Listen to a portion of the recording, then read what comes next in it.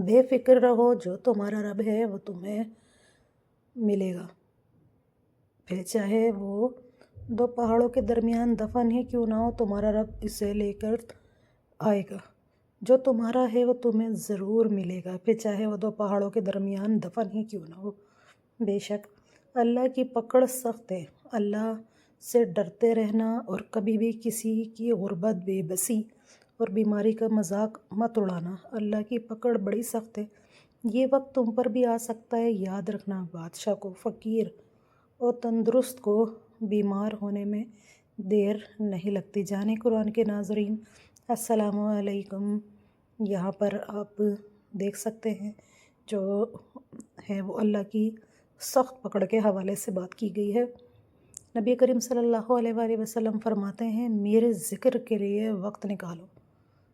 اللہ تعالیٰ فرماتے ہیں، میرے ذکر کے لیے وقت نکالو، میں تمہارے کاموں میں برکت عطا کروں گا، ورنہ دنیاوی کاموں کی کثرت تم پر اس قدر مسلط ہوگی کہ تمہیں فرصت ہی نہ ہوگی اور سکون سے محروم ہو جاؤ گے۔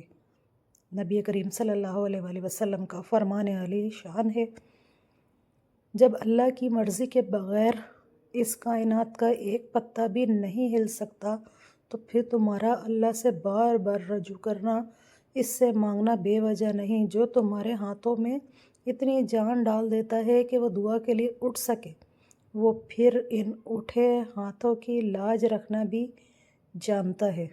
بے شک اللہ تعالیٰ کی مرضی، اس کی منشا کے بغیر انسان کچھ بھی نہیں ہے، اور یہ بھی ایک ریالٹی ہے کہ آپ اس کی مرضی کے بغیر کوئی کام کر ہی نہیں سکتے جب تک اس میں اس کی مرضی شامل نہ ہو۔ موت کے بعد کی تقسیم، ہڈیاں مٹی کھا جائیں گی، مال وارث لے جائیں گے، روح ملک الموت لے جائے گا، نیکیاں قرض دار لے جائیں گے، گوشت کیڑے مکوڑے کھا جائیں گے۔ اے ابن آدم، کوشش کرنا کہ ایمان شیطان نہ لے جائے۔ استغفر اللہ۔ جو شخص حق ہوتے ہوئے جھگڑے کو ترک کر دے، اس کے لیے جنت کے درمیانی حصے میں مکان بنا دیا جائے گا۔ سنن ابی ماجہ میں حدیث پاک ہے، نبی کریم صلی اللہ علیہ وآلہ وسلم نے فرمایا، جو شخص حق پر ہوتے ہوئے بھی جھگڑے کو ترک کر دے، انسان کا بہت بڑا دشمن اس کا غصہ ہے۔ اس بات کو ہمیشہ یاد رکھیں۔ اللہ نظر کیوں نہیں آتا؟ ایک یہودی نے حضرت علی سے کہا کہ تمہارا اللہ نظر کیوں نہیں آتا؟ حضرت علی نے کہا، تم سورج کو غور سے دیکھو۔ اس نے کہا، میں اس کو نہیں دیکھ سکتا۔ حضرت علی نے فرمایا، تم سورج کو نہیں دیکھ سکتے تو سورج بنانے والے کو کیا دیکھ سکو گے؟ ماشاءاللہ، کیا شان ہے! یہ دیکھ لیجیے، یہ ایک ایمان افروز بات ہے، اس سے ہمارا ایمان تازہ ہوتا ہے، دل تازہ ہوتے ہیں۔ نبی کریم نے فرمایا، میں جنت میں تھا کہ مجھے کسی کے قرآن پڑھنے کی آواز سنائی دی۔ میں نے پوچھا، یہ کس کی آواز ہے؟ مجھے بتایا گیا کہ حارث بن نعمان کی۔ آپ نے فرمایا، والدین سے نیکی کرنے کا ایسے ہی صلہ ملتا ہے۔ حارث بن نعمان سب سے بڑھ کر والدہ کے ساتھ نیکی کرتے تھے۔